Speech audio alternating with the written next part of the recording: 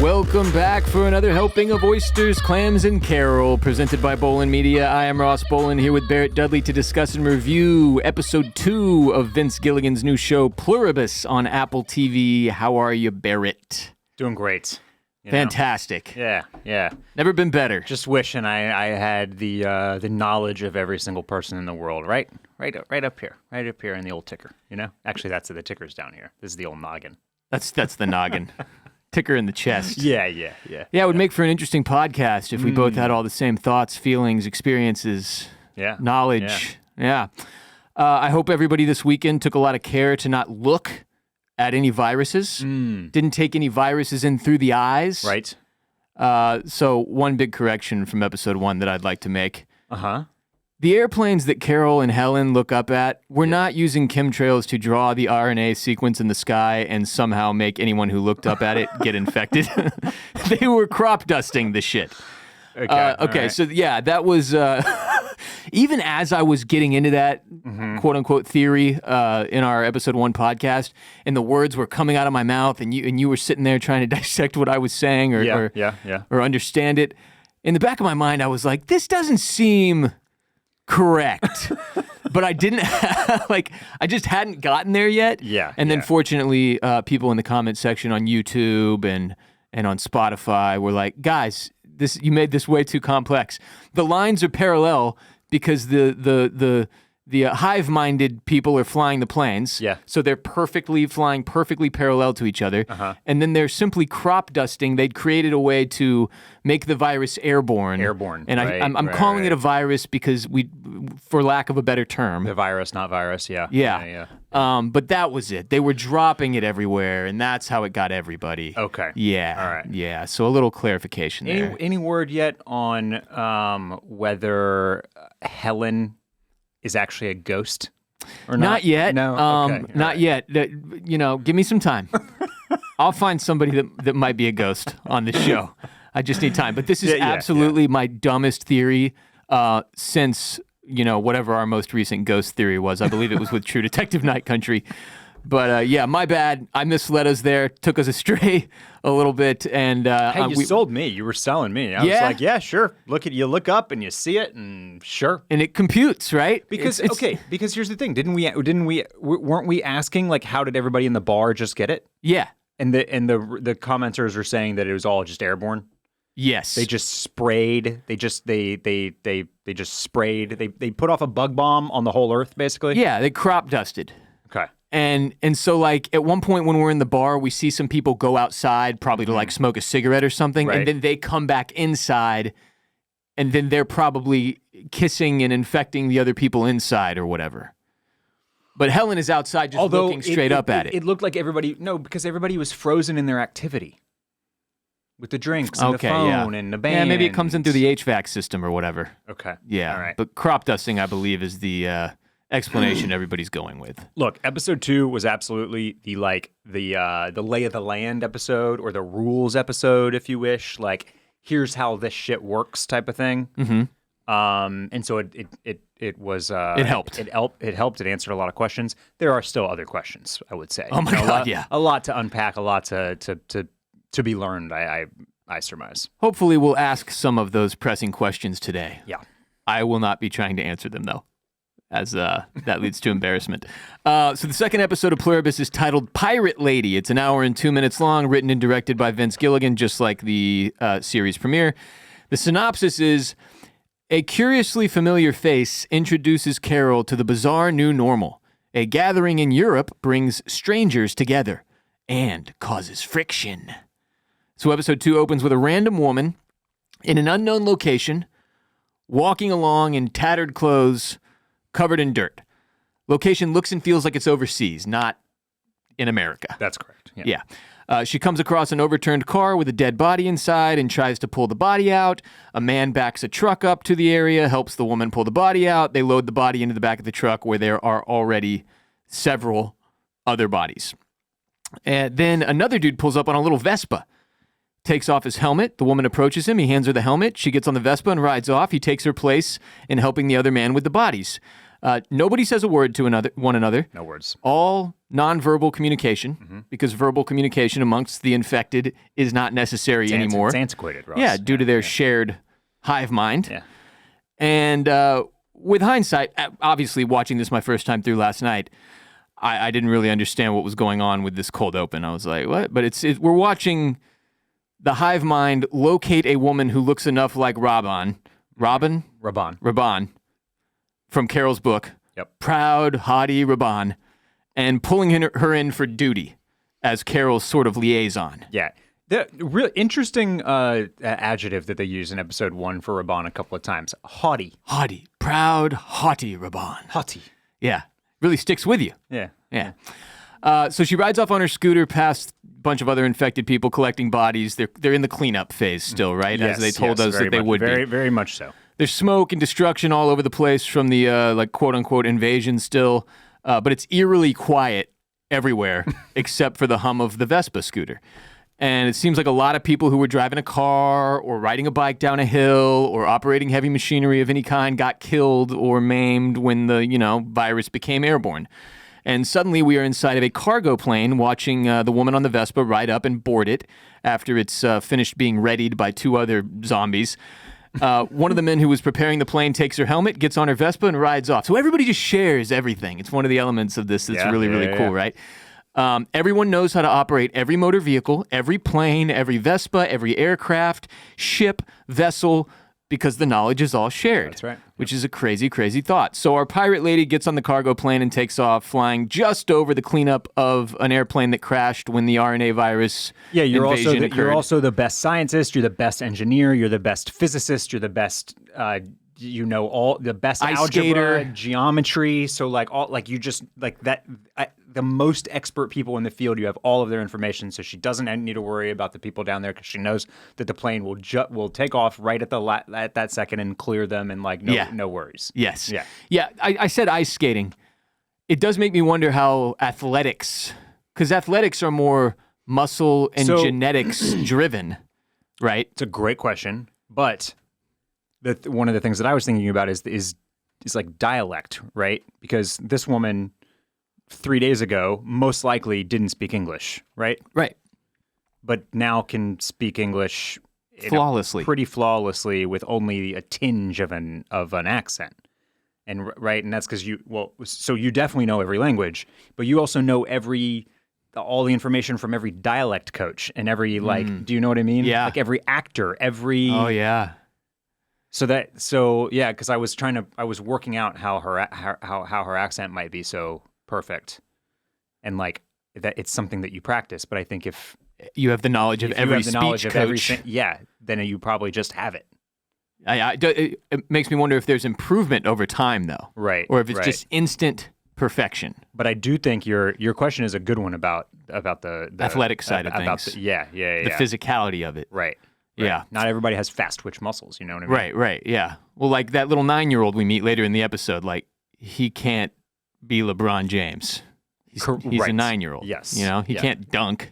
No, it's not So roll opening credits, not a single line of dialogue in this episode yet.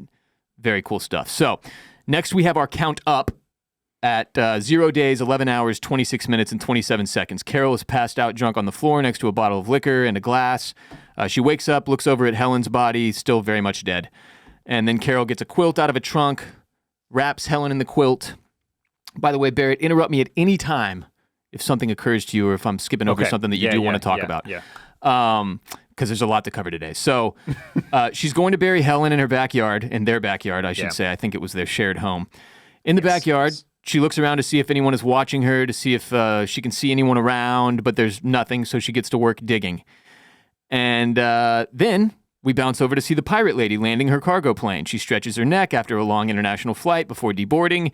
A man with protective earwear on approaches the plane, puts the aircraft wheel locks down, the things that keep the plane from rolling away when it's parked. Pirate lady is met by another woman who hands her a coffee, which she basically chugs. Then she begins to disrobe, throws her tattered clothes into the trash, underwear included, and walks off naked to the shower, which is being prepared for her by a team of 3 other hive-minded women. One of them is preparing a wig for her as well. Like, I think a couple others are on wardrobe. Yeah. Yeah. It's very cool. So Carol is in her backyard digging, making very little progress, which brought me back to episode 1 when she's using the rock against the door. Yeah. Carol just doesn't have a lot of physical strength, I think is part of what we're supposed to be taking away here. And also she's exhausted and extremely hungover. Pirate Lady startles her in her backyard. She speaks in the third person plural, telling Carol they suggest she take a little break. She's been at it for 4 hours straight, has made very little progress. They are monitoring her with an Air Force drone that's at 40,000 feet. It's not dangerous. It's not even armed. Sorry, bad idea. It's leaving. We'd feel so much better if you'd hydrate. It's interesting that the hive mind will acknowledge like an idea that didn't play out the way they thought it would. Yeah. Oh, sorry about that. You're right. That is creepy. Bad idea. We'll have it leave now. Okay, it's flying away. You know? A lot of laughs in this episode, by the way. Oh, yeah. A lot of this stuff is really like plays very comically and is written in a very funny way. Well, it's like so silly, you know? My question for you, when the lady in the jeans and the white sweater shows up, were you like, oh, that's the chick that just got off the plane? No, it took me a while. Okay. Yeah. My wife caught on to that very quickly, and I was like, oh, and we rewound. And you can see that the wardrobe, we mentioned the ladies on wardrobe, is the white sweater and the jeans. Yes, yeah. So if you're very, detail-oriented, observative and detail-oriented, then you probably could have put that together pretty quickly. But I did not. Took me some time. Yeah, So honestly, for about 20 minutes, I was like, what the hell was that opening? When's that lady going to come back into play? And then eventually it hit me and I was like, oh, wait, that's her. Yeah. That's her very distinct face. Yes, yeah. I think it hit me around the time Carol's like recognizing that she looks just like Raban from her book. Yeah. But it's just like with the drone here, right? It's just very fun to like they keep kind of opening these new doors for you that you maybe hadn't thought about yet. But it's just like you just think of something and you have access to it, basically. Right? Like there's essentially there's no military, there's no countries, there's no anything anymore. No rules, no laws, no one in charge. Right. And so they just have some state-of-the-art military drone just flying 40,000 feet above you, observing you. That a 9-year-old could be the one flying from remote controls, right? Because everybody has that knowledge of how to do that. So Pirate Lady offers Carol water. Carol is hesitant to drink it, thinks it'll turn her into one of them. Pirate Lady assures her that they are months away from knowing how to do that. So this does put a little bit of a time frame in place. The hive mind expects that in months they will have figured out how to turn Carol and the others that have not joined them into one of theirs, right? Mm-hmm. So how many months doesn't say. Vince Gilligan didn't put himself in a box here. Right. But the idea, they do believe that eventually they will figure out how to convert these people. Furthermore, the Pirate Lady tells Carol that Jermel Gurkey says the water is okay to drink. Jermel Gurkey is a bottling line supervisor in Winston-Salem. He was running the second shift at the Aquafina plant when this very specific bottle got filled on May 8th. To the best of his knowledge, it's just good, clean water. So that's another... that was a really cool little detail they put in there. Yes. Pirate Lady tells Carol that she's supposed to be someone they thought she might like. Also, because Carol's like, get the hell out of here. You're bothering me. Tells Carol she's on the verge of heat exhaustion and that's the opinion of every medical doctor on Earth. Every single one. Carol takes the Aquafina, eventually unscrews the cap, empties it onto the ground, tosses the cap or the bottle back to the Pirate Lady. Pirate Lady tells Carol, please drink some of the water in your house and maybe pace yourself. We can see that we're upsetting you. And then she leaves, or she tries to leave. Carol shuts the gate, changes her mind, runs after the woman. The woman tells Carol she's going to need a pickaxe and that one of her neighbors has one, gives her like the specific address of the closest pickaxe. And Carol studies the woman's face, goes inside, gets a copy of her new book, comes back out, and realizes this woman is the spitting image of Raban, right? Proud, haughty Raban. Carol's like, what the hell is this? Are you supposed to be my character, Raban? Why? And the woman says, if we chose poorly, we apologize. We just want you to be happy. Carol asks why Raban is a woman. Says her original version of him was a her, but she talked herself out of it, and they never told anyone. Helen and her were the only ones who knew. And her response is, Carol, you may find this hard to believe, but yesterday was the greatest day in the history of humanity. Helen thought so too. She joined us before she passed.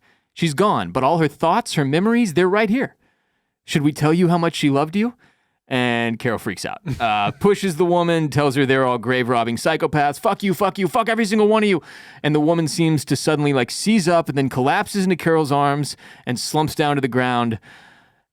And I want to stop right here and discuss it. So it's like these infected people, the hive-minded, can't handle emotions outside of perfectly content happiness?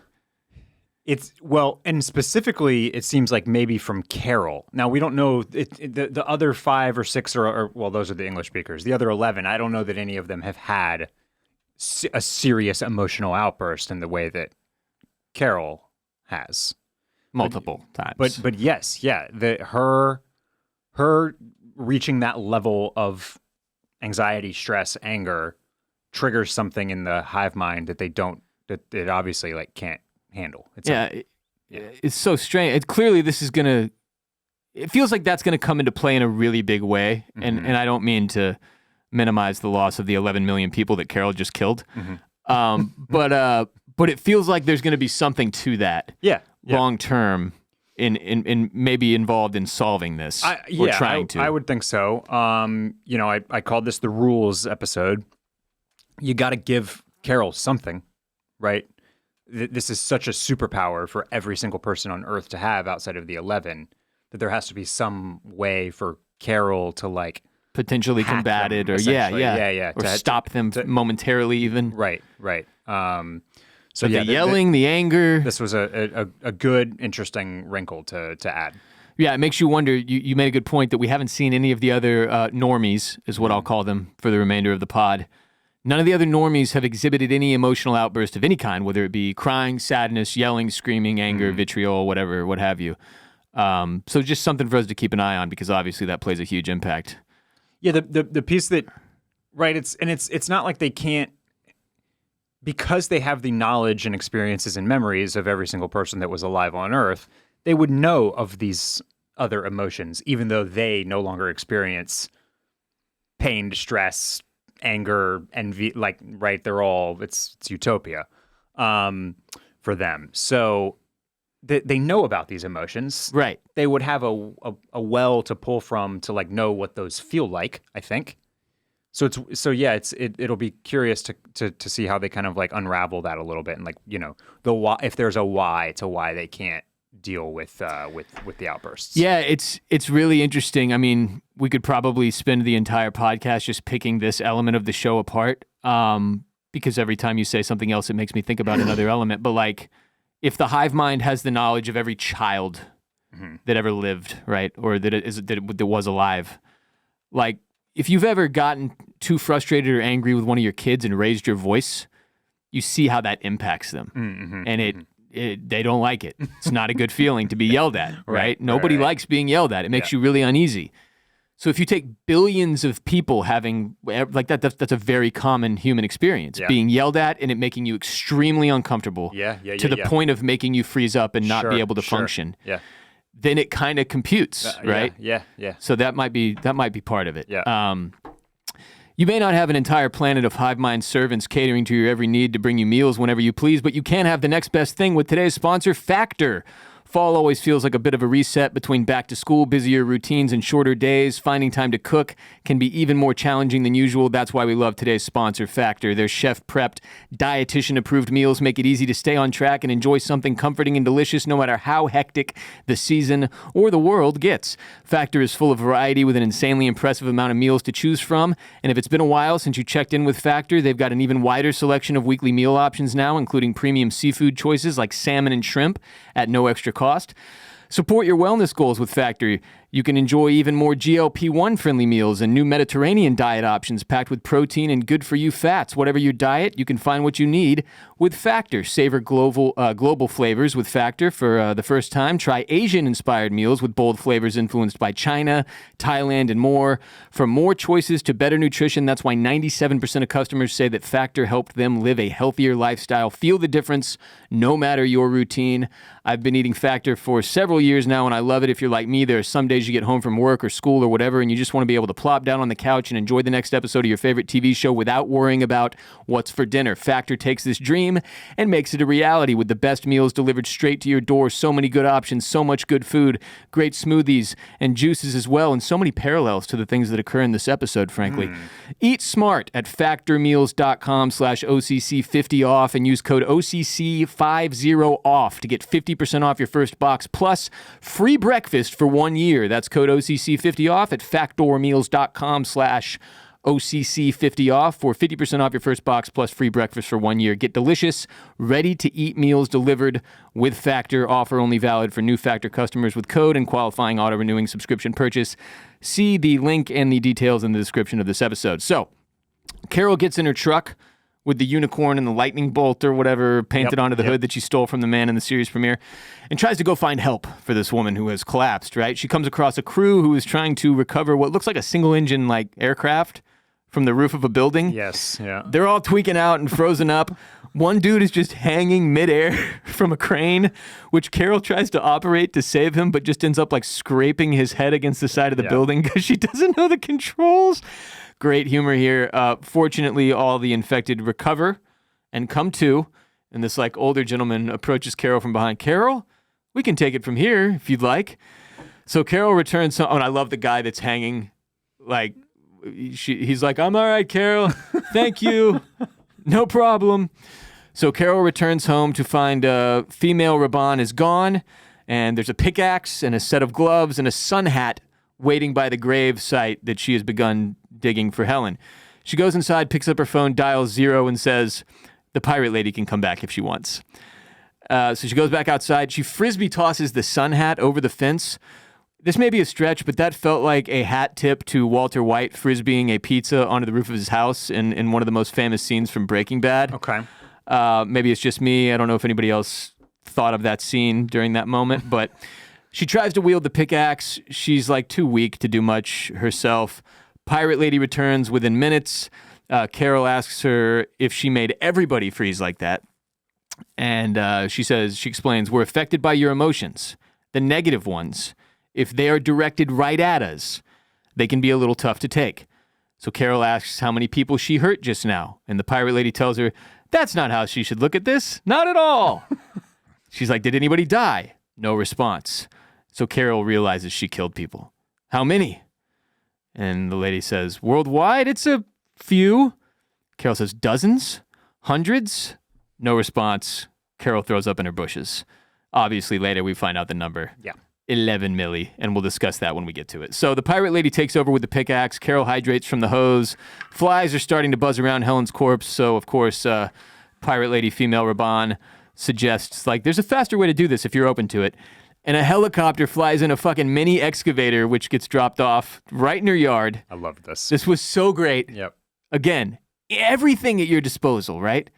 Like, obviously, as much as this would suck and be terrifying, that element of it, which, you know, we meet a character here eventually who's really taking advantage of that. Mm-hmm. That element of it is crazy cool. So when Helen's burial is done, Carol asks if the astronauts up in the space station are hive-minded now. And Pirate Lady says they are. They're on their way back. No need for them to be up there anymore. And Carol asks, and everybody at the South Pole, on the nuclear submarines, missile silos, Area 51. She's like, yep, we made a point of reaching them early on. That's kind of the best way to do it, she says. And the pirate lady tells Carol that there are now 12 people like her. There's a gentleman in Paraguay who they became aware of this morning. Carol asks if any of them got hurt when she caused the freak out earlier. Pirate lady says one of them sustained like a minor injury, right? So Carol expresses that she wants to meet the others that are like her, but only the English speakers. She doesn't trust the infected to like translate for her, right? I think is the message we're supposed to get out of this. And she wants to be able to talk directly to them as well. You know what I mean? Like, but it's not a xenophobia thing. It's more of like a no. It's paranoia like, thing, right? Yeah, I mean, when she ends up right, she has them disassemble all the listening devices in the plane and and leave so that she can speak freely. There you go. That's she doesn't want them being party to the conversation. Right. Okay, so Pirate Lady asks their permission to set up a meet like in real time. She like kind of zones out, and Carol's like, "Oh no, are you having another freak out? No." And she's like, "No, we can hear you." All 5 have agreed. It takes like 15 seconds for her to get this meeting set up. So Carol takes an international flight to what turns out to be Spain. Bilbao, Spain? Bilbao. Had to look up where Bilbao is. Yeah. Did not know. Bilbao. Yeah. And one of the pilots of the plane is a TGI Fridays waitress. Because it doesn't matter anymore. Yeah. Pirate Lady tells Carol they have high hopes for the gathering today, but because their lives are their own, they can't really protect them from one another, which adds a layer of ominous vibes to the remainder of the episode. It's an unhinged decision to sit in the very back row of the plane when there's the first class seats available, by the way. Yeah, I don't care how mad you are about the whole thing. Yeah, she just I'm taking the lie flat. She wants to be as far away from the people in the cockpit as possible, right? So, but yeah, that's literally the worst row of the plane is the one she's sitting in. So, waiting for Carol in the airport are 4 of the others who are like her, uninfected, right? The pirate lady greets each of them in their own native language, and then they continue on in English for Carol's sake. There are like 6 other people there, members of the non-infected's families and such. "Hi, Carol." I love this individual is Biamba, Odgambayar's daughter. Like they go one by one and introduce each other. To me, around this point, I was like, okay, so is Carol the only uninfected person on the continent of North America? Yeah. Because there's no Spanish speakers here. Doesn't seem to be anyone, Mexican. Peruvian. There's one of the ladies a Peruvian. is a Okay. Peruvian. Yeah. Which is South America. Yes. Central? South. Peru's South America. Yeah. I was just testing the clam fam there. But yeah, you kind of don't know what to expect when she rolls in here. And then Carol's the only white American, right? It's a very international vibe.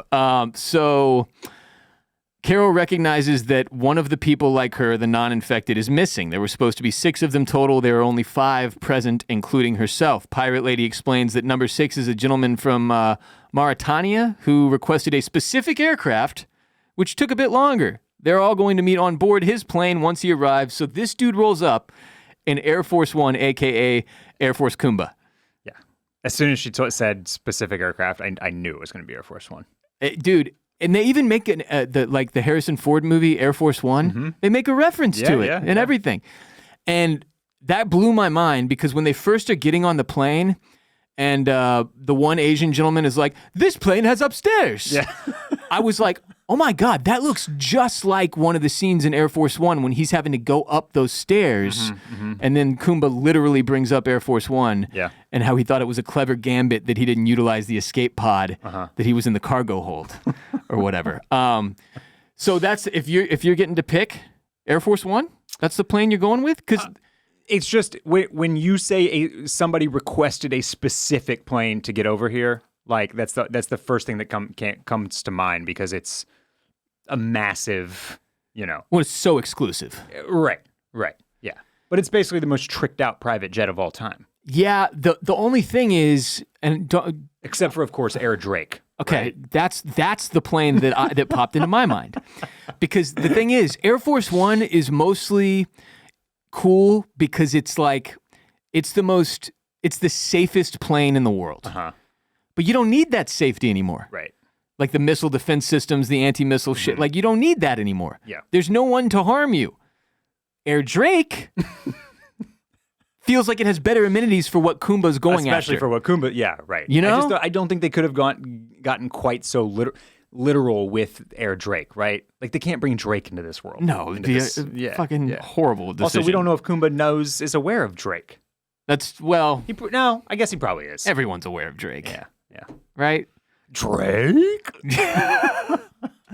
But yeah, so here we are in Air Force One. Pirate Lady explains. She can tell that Carol's a little off-put. Like, why the fuck was I on a normal commercial flight? This guy's got Air Force One. And she goes, it was available to whoever asked. So Kumba Diabate invites them all onto the aircraft, which he has filled with beautiful women of all different nationalities. This plane has upstairs. Kumba has the nuclear football, but he doesn't think it works anymore. Carol asks the family members, beautiful women, pirate lady, to all leave the room so the non-infected can meet together. She kicks them off the plane, makes them wait on the tarmac. They, like you said, they turn off all the surveillance equipment. Yeah. The audio surveillance, microphone, recording devices, they're all turned off before the hive-minded depart. So once they are free to talk amongst themselves, Carol starts the conversation by asking what they're going to do about this. She asks if anyone has training in biology or genetics, if anyone is a doctor, a medical doctor, any backgrounds in science of any kind. Anybody built a volcano? Which took me a minute. I was like, what? But at a science fair, that's typically what they have you know. Yes. I don't think that's as common as it once was, though. I never had to build a volcano. Did you? Or I never got to. I'm sure somebody did that for a science fair that I was involved in. Yeah, probably. Yeah, it's a classic. But the answer seems to be no. None of these people have scientific backgrounds. Right. Carol tells them the future of humanity is in their hands. It's up to them now. No women in STEM in this bunch. No.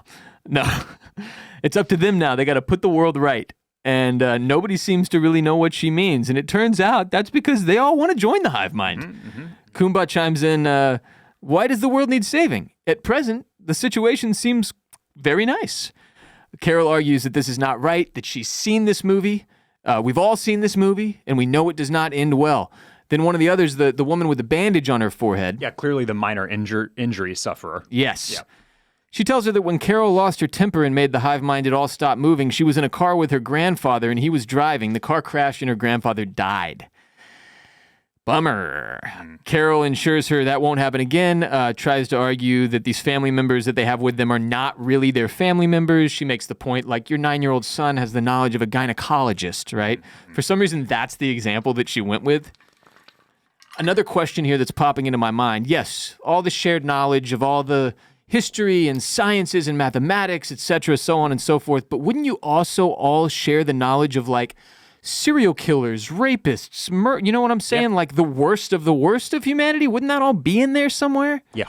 I'm curious if that has any impact. I didn't go that dark, but I did think about, like, you have both. Yes, you have all the knowledge and brain power of both the most well-adjusted people and also the most mentally ill. Like, right. Are the people with you know, and I guess what they're saying is that with the combined energy of all that, it all levels out. Like, right? You know? Yeah.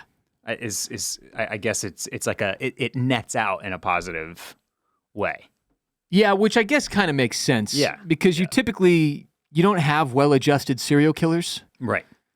You know? That's one of the things they really struggle with, is being well-adjusted. But it is like you can ask a bunch more questions if you start pulling at this thread, right? Which is like, okay, so basically what they're saying is that, you know, all mental illness or just like mental health in general, all struggles with that is due to like poor environmental circumstance. Right. But now that doesn't exist anymore, nobody has a mental health issue. Yeah.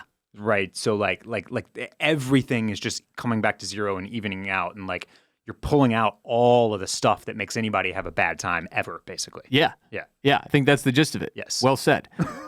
So Carol assures this woman it won't happen again. Again, she's like, these are not your real family members. Tensions flare a bit. Carol keeps arguing they have to do something. One woman asks, like, but do what? What? Like, what are we supposed to do? Which is a fair question. Which is a great question. Yeah. Kumba chimes in again. As we speak, no one is being robbed or murdered. No one is in prison.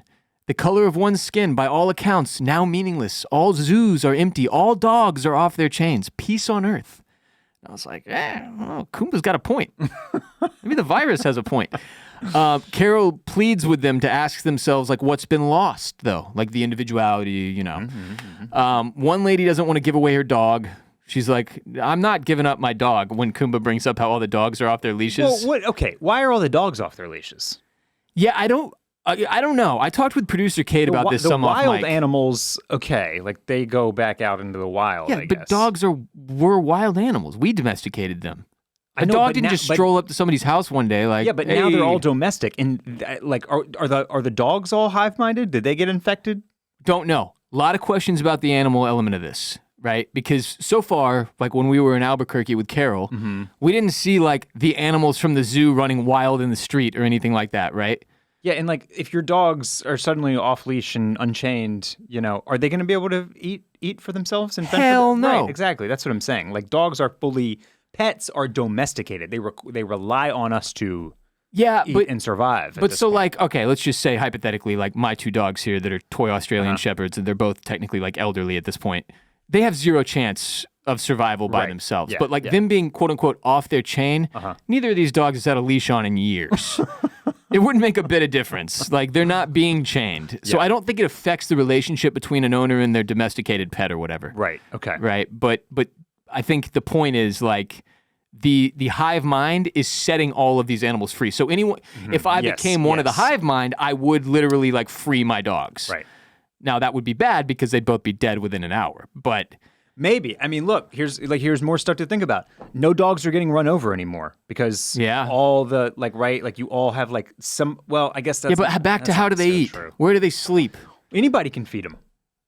Oh, everyone shares all the dogs. Maybe everybody just shares all the pets. There are dogs now. Yeah, but when it comes to like the lions, tigers, and bears, oh my, that's where. Yeah, well, and apparently there were some maulings. Kumba even has that great line. Yeah. So it's just curious. I do have a feeling that eventually that wildlife will come into play somehow. Well, so they like, I thought it was really interesting that there's even a line from Carol, right? Where she's just like, okay, let's forget the animals right now. Yeah, focus on the humans. Let's focus on the humans. We don't basically acknowledging. Almost writing it off. Yes, like we don't have time to figure out the animals right now. And it was almost a meta in a way because it's like the show doesn't have time to tell you about that right now. And they don't have time to think about it. We've got bigger fish to fry, for lack of a better term. But I like that woman's story about the giraffe just eating the plants right outside of her window. And she told it to go away and it didn't listen. Shoo. Yeah. Kumba says apparently when it came to the lions and tigers, they suffered quite a few maulings, and I love how he does the claw. Carol asks what's going to happen when they figure out how to turn us into them. Another girl says like that's what she wants. She wants to be with her family. I think it's her aunt and her cousin or something that are both in the hive mind that are with her. And Carol's like, look, everything that makes you, everything personal that makes you individual and special, you will not have that anymore. And the girl, she's like, what promises did they make you that's making you want to be one of them? Like, what did they tell you that convinced you that that was a good route to go? And the girl says they didn't make her any promises. They only told her what it's like and that it sounds wonderful. It turns out Carol's the only one who did not ask the hive-minded what it was like. Like, how is it being you or whatever? And Carol says she's smart enough to know you don't ask a drug dealer to describe their heroin. I just thought that was a very random... I thought so too. Analogy from Carol? Yeah. That's what you went with? Yeah. Drug dealer to describe their heroin, huh? But it is interesting because it brings up a point. It seems like we get an explanation over the course of this episode that the hive-minded cannot do harm. No, they're a perfect species. So they can't lie. I don't think they can lie. No. Or well, I don't know. Thus far, it is notable that they are very honest. Very much. They seem to be very, very honest, very transparent, very forthcoming. So and that's curious to me. So we don't know. I don't think we know if they can lie, but certainly it seems like they are a perfect species, society, like flawless morally. Yeah. We'll have to see because that's a big question. I think. We'll get to this at the end, but like the why of it all, to what end? Sure. And Carol obviously not very trusting of the hive-minded. So I'm curious about these rules that they have, are none of them capable of breaking those rules at all? It seems like no so far. Right. Yeah. If you are a nicotine pouch person like me, listen up because today's episode is also brought to you by Lucy. Lucy makes what I believe to be the finest tobacco-free nicotine products in existence, and I've tried a lot of different products. I love me some nicotine. Had one of my Lucy breakers right before recording. So what makes Lucy the best? We're talking 100% pure nicotine, always tobacco-free, made for your nicotine routine and delivered straight to your door. You simply choose your form. They've got pouches, breakers, or gum. Then you choose your strength, anywhere from 2 milligrams to 12. You choose your flavor, mint, apple ice, espresso, mango, etc. Then save yourself the weekly trip to the gas station by signing up for a monthly subscription. There is no commitment. You can cancel anytime, and boom, get that Lucy delivered straight to your door. I'm a breaker boy. Love the breakers. Breakers only. Mango breakers, to be exact, are my Lucy of choice. Lucy has the perfect balance of nicotine and flavor, and in their breakers pouches, there's a little ball you can bust with your teeth for an additional flavor burst, which is good fun. Hey, you busted my balls. Hey! Lucy is superior to any other pouches I've tried, and like I said, I've tried them all. A lot of the other people's pouches make your mouth feel all dried out, give you that cotton mouth crap. Lucy is juicy, not going to leave your mouth dry, which is huge. If you're a pouch user, you know how annoying that can be. Let's level up your nicotine routine with Lucy. Go to lucy.co/OCC and use promo code OCC to get 20% off your first order. Lucy has a 30-day refund policy if you change your mind. Again, that's lucy.co, code OCC for 20% off your first order. And here comes the fine print. Lucy products are only for adults of legal age. Every order is age verified. Warning, this product contains nicotine. Nicotine is an addictive chemical. So Kumba asks, who's hungry? He himself is famished. I love the shot where he goes to the door of the aircraft. Hello, good people. We are interested in lunch. This guy, his vibes are concerningly positive. Like, yeah, well, he's having such a good time. He is taking this in essentially the exact opposite way of Carol. Yeah. He's won the lottery. Yeah, he's the polar opposite.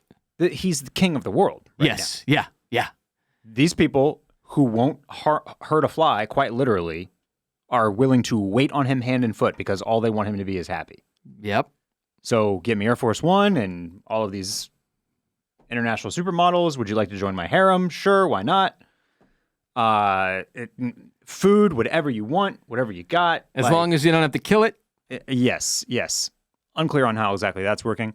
I guess there's still Well, we'll get to that. We'll get meat Yeah. that is good.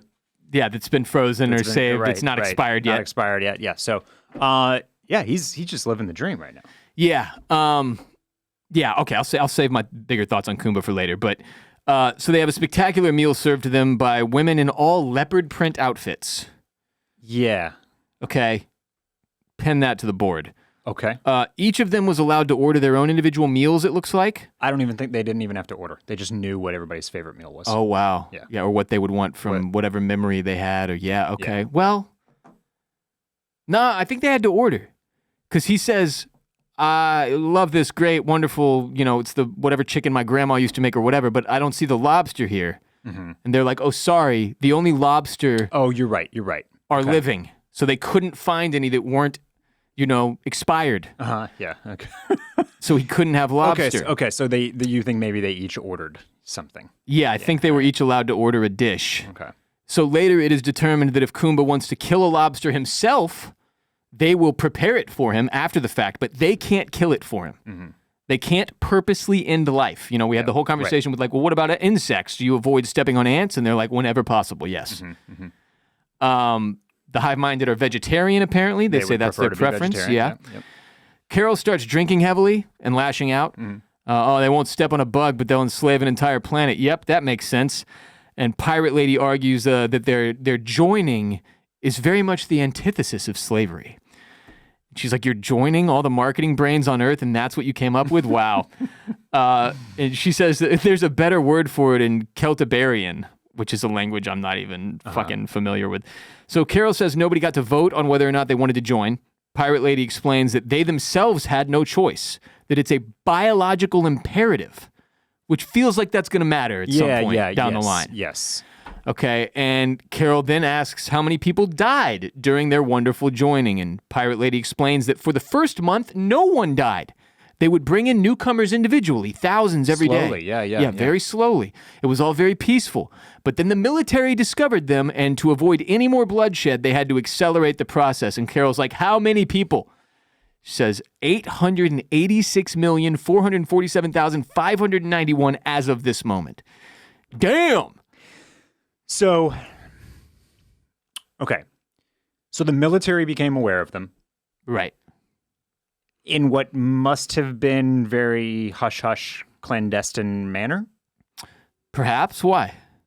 Well, because the way that Pirate Lady says this and frames it, it's as if there was like a battle of sorts.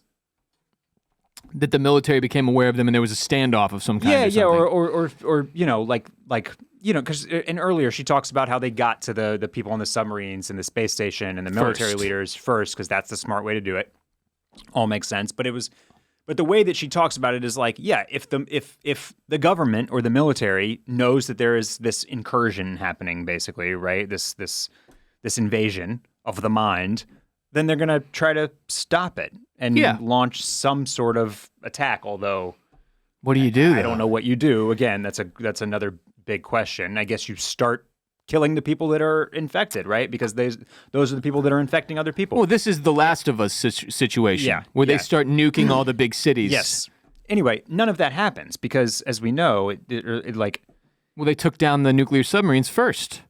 They made sure to take out all these the potential, real problems first.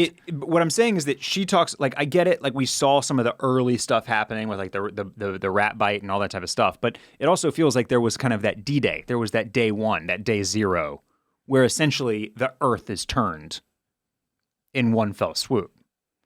Not this like drawn out process. All of this is to say, it doesn't seem like there was any type of back and forth or push and pull between infected and not infected. We would have known about that. Nearly 1 billion people seems like a lot to die. Like a lot. And I don't understand exactly how they got to such a massive number. Yeah, I mean, even when we've spent time driving around or Vespaing around, like, there are a lot of car crashes, a lot of plane crashes, a lot of bus crashes. It seems like a lot of it was people who were doing dangerous shit in the moment. 7.5 billion people on Earth now, right? So this is basically like one out of every, but it's not quite 1 billion. 8.142 billion. 8.1 billion as of 2024. So basically, then 10%. So like 1 out of 10 died. Which I guess tracks. Maybe that tracks. 1 out of 10 were driving cars or riding in planes or doing something dangerous. You also have to consider how many people would have been, laid up in hospital beds with pre-existing conditions. True. Stuff like that. But it's a crazy thing to try to unravel. So maybe one out of 10 is actually it's not as wild as maybe it feels. Yeah. But another thing, I think when we see in episode 1 that first 20 minutes or whatever, which is like you're talking about this D-Day situation, right? Or this day where like the world literally got taken over. It seems like they were doing the slow rollout. Yeah. Yes. And that at a certain point, the militaries of the world become aware, like we just lost contact with every nuclear submarine, right? And they're like, okay, we can't do the slow rollout anymore. This is going to turn into chaos. Yeah. Airborne, crop dust these fuckers. Yeah. And then it's over. Yeah. Curtains, right? But it's a fair question. This is a very confusing situation that this lady's laying out here. So one of the other normies tells Carol, you killed 11 million people yourself when she yelled at the pirate lady, which is a tough thing to wrap your head around. Because on one hand, as that one Asian gentleman argues, she didn't know. It's not her fault. Right. She didn't know that was going to happen. But on the other hand, 11 million bodies on your conscience would be tough. Would weigh quite heavy. Yep. So Carol gets up and pours herself another drink. She's pounding booze. And pirate lady says after lunch, they all might take a tour of the Guggenheim. It's a beautiful museum. Frank Gehry designed it. Carol says Helen talked about it. It was on their bucket list, but you already know that, don't you? And then Carol demands they warm up her plane. She's going home. The one lady who lost her grandfather because of Carol's anger says, good riddance. Mistake. Carol turns back around and tells them all, have the time of your lives, enjoy it, eat, drink, and be merry, go to the Guggenheim, Disneyland, Paris, wherever else these whacked out Moonies take you next. But know this, you are traitors. You are traitors to the human race. And then she walks off and herself collapses. I guess because of the heat exhaustion mixed with all the travel and the stress and then the booze. The booze. Yeah. So the hive-minded run up to care for her and revive her. Carol freaks out, starts yelling, get the fuck off of me, at the pirate lady, which of course, you've just been told you killed 11 mil. Come on, Carol, hold the emotions together. Goddamn. They all freak. They freeze up. They have another one of these meltdowns. All the hive-minded, or the normies family members all, experience it too. And then Carol wakes up the next morning. She's in a bed. The count up is at 2 days, 16 hours, 13 minutes, 35 seconds. She immediately pours herself a drink. Then she picks up the phone and dials 0. Pirate lady answers. This time Carol does ask, when they're like, how are you feeling, Carol? And she's like, how are you feeling? She does ask, how are you feeling? And they say, we couldn't be better. Thanks for asking. May we get you anything? And then Carol asks, do you have anything to make me stop doing this? Stop doing what? Stop doing the freakouts, I guess. I thought it was to stop drinking. Okay. Like the freak out only occurred because she was drinking. Okay. And like I think maybe she's an alcoholic. Okay. She's got a breathalyzer in her car. Remember that? Yes.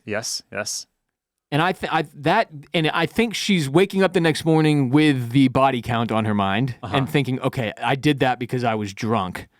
Do you have anything that could make me stop drinking? Was she drunk when she did that? Yeah. She had put back like 5 glasses in 5 minutes. Like she was, if you were paying attention to Carol as that conversation's going on around the table. Right there. But the 11 million beforehand when she right. when she freaks out on Pirate Lady with the book. I think maybe just violently hungover at that point because she Okay. passed out on the floor with a bottle or whatever. Okay. That could be. So it was just curious because they leave it nondescript for a reason. They do. It's vague. Right? Yep. Pirate Lady says they don't. Sorry. But they can make some great bacon and eggs. Remember your trip to the Little Inn at Little Washington, fall of 98? They served that pepper bacon you still talk about. We flew it in for you. And your favorite crispy brioche from Le Créaille, some French restaurant or something I can't pronounce. So Carol asks how bad she screwed things up with the other 5 if they all left, and Pirate Lady says all but one. It turns out Air Force Kumba remained. He stayed. He's sipping the finest martini he has ever tasted, surrounded by beautiful women. It does look like a good martini. That The little garnish lemon on there. twist. Yeah. And obviously, Pirate Lady has the knowledge of the best bartenders in the world. Yeah. Yep. That part would kick ass. It's essentially like DoorDash, but the fucking most heavenly possible version of it. Yeah. Right? So Carol comes in, Kumba asks how she's feeling, and she's like, better than I should for being the biggest mass murderer since Stalin. Did that flag for you? Did you go Stalin, huh? Because I did. And I started doing some Googling. So I didn't Google, but it did immediately make me want to Google how many bodies were attributing to Stalin. Yeah. So, number one, Hitler died 8 years before Stalin. Mm-hmm. So technically, even if Hitler's body count was higher, Carol's statement would still stand since Stalin. Okay.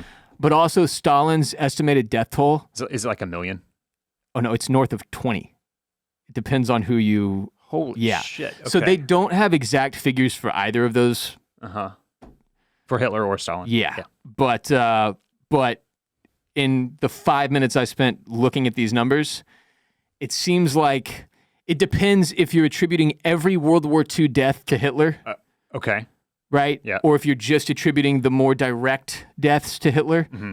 But Stalin was wiping his own people out by the millions. Okay. He killed millions and millions of Russians, and so it says something like estimates are between 10 and 20 million, which is Jesus Christ. Wow. Anyway, that's okay. There you go. Yeah.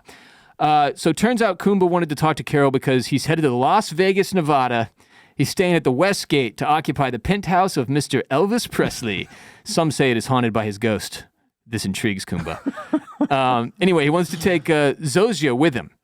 Add her to his harem, right? Yeah. Zozia is the pirate lady's name, which Carol never bothered to ask. Casanova McBoner needs Carol's blessing to take her with him, and Kumba feels like he made a connection with Zozia, which is just a hilarious line because it's literally... You made a connection with every single person on Earth, yeah. You just think she's hot, dude. It's about the physical body. It's not about the mind. They're sharing one mind, yeah? So Carol gives Kumba hell for having sex with all the hive-minded, beautiful women, and so he calls Zozia in to ask if he has shown any of them affection that was in any way unwelcomed.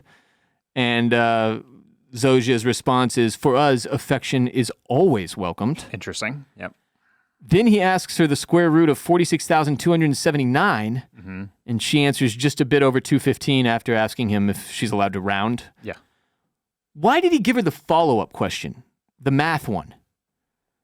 During my rewatch this morning, making our outline, I was like, wait a minute, what was the point of that? So, to prove if she could lie or not or something? I really don't, that was weird to me.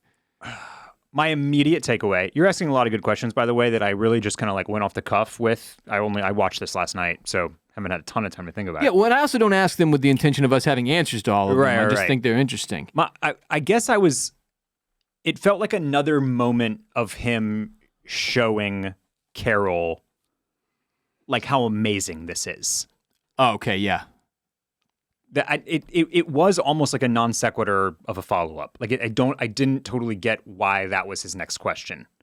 Yeah, because it feels very disconnected from the point. It does feel very disconnected. But it was it was something about, for me it was just something about like, don't forget that they know everything, literally everything, off the like within seconds, half a second. They have every answer to every question, Well, I think every answerable question on Earth. So it's like, yeah, but in that vein, he could be pointing out the opposite of what you're saying. Not how amazing this is, how robotic it is. Basically saying like, it doesn't fucking matter. Okay. She's a human calculator. Yeah. Yeah. So I think we're more inclined to believe that at this point, Kumba would be on the positive side of it. Look how amazing she is.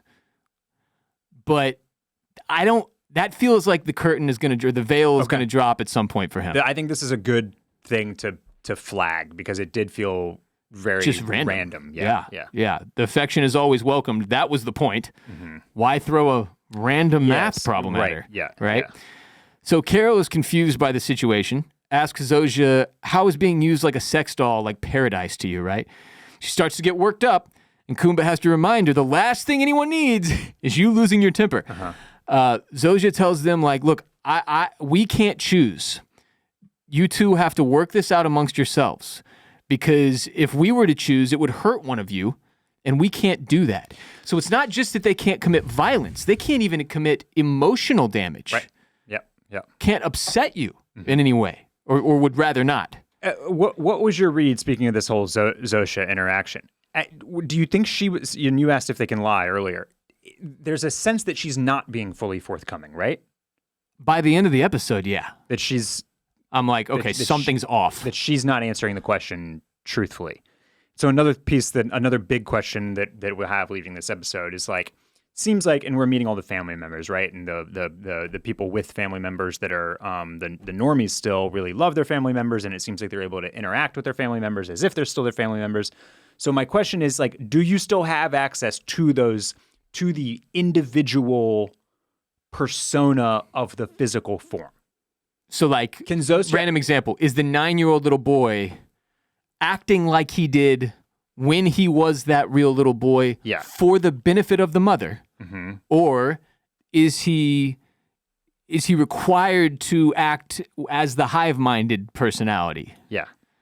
In any variation of that question, is it forced? You have to act it? Is that your natural state, but you can access all the other stuff? Or are they literally just one hive mind? Are they all one? Are they just all one? And that's that, and like that, and everybody's individuality and memory is all just sucked up into the mass and just like combined and then divided between the 7 million that are left, or 7 billion that are left. And like that's it, right? Because, I mean, I think the longer you go down this road, what you get to is who is in charge. Sure, yeah. Who is in charge? Well, we're in charge. They're in charge. Well, but they want you to believe no one is in charge now, right? That no longer is a thing. Yeah. But when you're watching, I love that you brought up the family members, because when you're watching everyone interact around the table, like, the man like turns to or that woman turns to her husband, or they're interacting with their family members in a very normal way. Yes. Yeah. The normies and the hive-minded. And that really threw me off, because I was like, wait a minute, wouldn't you just be getting like these most generic hive mind answers for everything? They're like appreciating the meal together and shit. And I was like, wait, what? That doesn't really track. I'm very confused, especially because there's so I don't know, man. It does feel like through 2 episodes that there is an Oz type situation, like the curtain's going to get pulled back at some point, and it's going to be some reveal around this. But I'll close out the episode quickly, and then we can talk about the end thoughts. So Kumba says perhaps he hasn't seen the movies that Carol spoke of, but to him, this does not feel like the end of the world. So Carol leaves the pirate lady, Zosha, to go with Kumba. Mm-hmm. She boards her plane to go back home. She looks out the window. She sees Kumba and his ever-growing harem of beautiful women boarding Air Force One. They're also loading a leopard print box on there with them. Mm-hmm. Big old leopard print box. Yeah. Which was weird combined with the leopard print outfits around the lunch table. Yeah. And I have no idea or theories. I'm just pointing out that was really random, and they made it a point to have one of the women stumble who's carrying the box so that you would be like, what the hell is that? It's a big old leopard trunk. No idea. Those were Kumba's women, were they not? Yeah. During the serving? Yeah. So I feel like it was a request from Kumba. That's he likes that. He likes that. That aesthetic. And so his cheetah print box was potentially something that they took off the plane for him while he stayed in Bilbao and are now bringing back on. And okay, yeah. And it could be that. Could be that. Yeah. And he's been very, he's going to kill some animals probably so he can continue to be an omnivore. He likes the cheetah print. Yeah. Yeah, they're doing something with that. Yeah. She looks out the window. She sees Zosha boarding the plane. Zosha stops, looks at Carol before getting on board. And so Carol has some kind of change of heart or realization, tells the pilot to stop her plane, gets off, runs out onto the tarmac, stops Air Force One from taking off by literally running in front of it. Yeah. And as I was thinking, I was like, well, it's not dangerous. They can't hurt her. Right. Roll credits. Also, don't forget the thing I was trying to say with the dogs not getting hit is that you have or even how Zosia knows to look over right at that window, right, is because you have the sight of everybody as well, the knowledge of everybody's sight. Yeah. Okay, yeah. So literally one person can see that Carol's out there in front of that jet, and they're all going to know. All know that stop she's the plane. Yeah. Yes. Yeah. Pilot doesn't have to see her. No. Yeah. So, few quick thoughts on the way out. Yeah. Why has nobody asked the hive-minded who sent the message that did this to humanity? Good question. And what are their intentions? Why did they do this, right? They give Carol such a hard time for not asking the pirate lady her real name. Yeah. Right? For not asking the hive-minded what it's like to be them. Well, then what the fuck, why haven't any of you asked, who's responsible for this occurring? Who put that message out there, regardless of how long it's been out there or how many light years away it came from? And it's possible that they don't know. It is. It is possible. Right. It's just, I imagine this is going to get asked or come up at some point. And by the end of the episode, I was like, can we just ask that? Why they can't handle the emotion of anger or hatred or negative emotions being aimed at them is something that I think we sussed out a little bit, but that's an interesting question to me still. Important to keep in mind, we have not met 7 other normies. Yeah. We have met 6, including Carol. There are 13 total, so there are 7 more normies out there, which it's not necessarily that I expect them all to be wrangled into the season. It's that's a fun thing Vince Gilligan has in his tool belt if he wants to turn to it longer term. Totally. Do you think Kumba will be a main character? Or is this a short-lived situation with the leopard-printed playboy here? Hard to tell. I honestly don't know.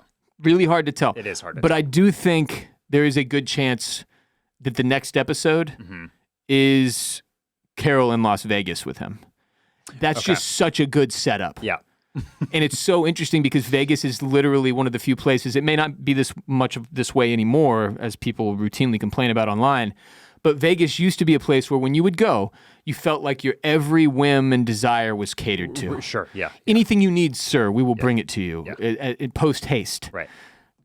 So combining the idea of Las Vegas with this freaky deaky utopian dystopia nightmare is fascinating. And so I don't know why Carol gets off the plane to stop Air Force One. I don't know what occurred to her there that made her think Definitely cliff hung us on that one. But I'm rooting for Carol to get on Air Force One and go to Las Vegas with Kumba because that seems like a really fun storyline. And that's all I've got. Zosia standing on the top of the stairs, looking over at Carol. Yeah, a bit of a. Something. Maybe I didn't want to do this, right? Yeah, I mean, that's where things get really interesting with the hive mind. Yeah. Because that felt very intentional and individual. Yes. That feels against the rules that just got explained to us. Yeah. What was that? Why? There's going to be a lot of why on this show, dude. And I don't expect to get answers for everything. I don't even want answers for literally everything. I think it's just one of the things that makes Pluribus so much fun is it makes you consider all of these possibilities and all of these just extremely complicated questions, not only about humanity in general, but about the story we're being told here with these characters. Yeah, and what their deal is. We watch a show like The Wire, The Sopranos. Those are the ones that come to mind because they're genre shows, right? They're crime shows, they're gangster shows, and through the storytelling, they are able to provoke a lot of questions and make us think about a whole gamut of different things. But they're like thought-provoking through like story. Do you know what I mean? It's pretty rare that a show is just straight like thought-provoking. The entire premise. The whole premise is, and we have shows like this too. Severance is one that immediately springs to mind, and this is something that sci-fi and shows, I think, do on like on the surface the most, right? They are designed to ask these types of big kind of heavy questions. More heady questions. Yes. Sci-fi definitely lends itself to this, for sure. But this one, with its whole conceit, is like questioning like things that go beyond just like science and space and aliens, like morality and individuality and all these kind of like interesting quirks. And it's just very, yes, there's so much to pull at, so much to ask and kind of think about. And that's been really, really fun through 2 episodes. And there's just like, we have no idea where this, 1, will go, 2, could go. You made a great comment about Vince having like all sorts of, options in his tool belt. It's kind of endless at this point. Okay, what he can do with this show. I'll throw another one at you. You could do an entire episode of Pluribus that is going back and meeting Kumba pre-D-Day or pre-Day 1 or whatever you want to call it. What was Kumba's life like before this? That's one of the options he has. It's very like Lost in that way. Yeah. Where it's like, literally, the possibilities for this show and what Vince wants to do with it are endless. I've already seen him commenting that they were given 2 seasons from the get-go by Apple. He expects it will go 3 or 4 seasons. Okay. But he had that same expectation for Breaking Bad, and it went 6. Famously, Breaking Bad was supposed to dispose of Jesse Pinkman. No spoiler. I mean, this is going to have spoilers if you haven't watched Breaking Bad. Sorry. Jesse Pinkman was supposed to die at the end of season 1. Yeah. He had such great chemistry with the Walter White character. Barrett doesn't agree with this, but that they decided maybe you would have liked that show a lot more if they'd stuck with the original plan, Barrett. But they decided they had to keep him around. It changed the entire story of the show. Yeah. When they made that decision at the end of season 1. Right. And it extended Breaking Bad beyond what Vince Gilligan initially intended for it. So that's another thing that we'll have to like kind of keep a feel for over the course of watching this season and then season 2. How long should he stretch this out? How long can he go with it and maintain the original sort of magic of it all? Because through 2 episodes, it's pretty fucking magical. It's pretty fun, and it is a really cool concept. So. That was all my episode 2 thoughts.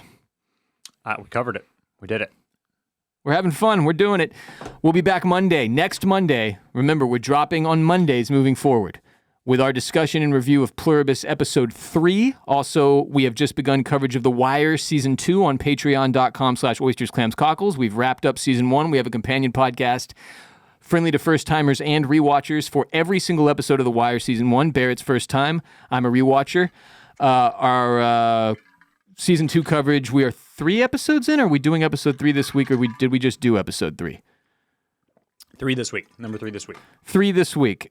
Season 2, episode 3 of The Wire this week. Ad-free, as is everything on patreon.com/oystersclamscockles. Subscribe on patreon.com/oystersclamscockles. Watch The Wire with us. Support our show.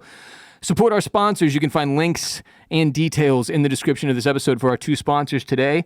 Follow Barrett at Barrett Dudley on Instagram and Twitter. Follow me at WR Bolin. If you're watching on YouTube, subscribe, like, comment. If you're on Apple Podcasts, give us 5 stars. Write a review. If you're on Spotify, give us 5 stars. It means a lot. By the way, if you're a Spotify lover who has been watching on YouTube, you also do have the option to watch on Spotify now. We have full video on Spotify. It is an option. You can also opt to listen to the audio instead of watching the video if you would like. But tell your friends and family, everybody you know who's watching Pluribus, that we're doing our companion podcast here. If you enjoy what we do, it means a lot to us if you share our show with your people. Until next time, remember, we only want to make you happy.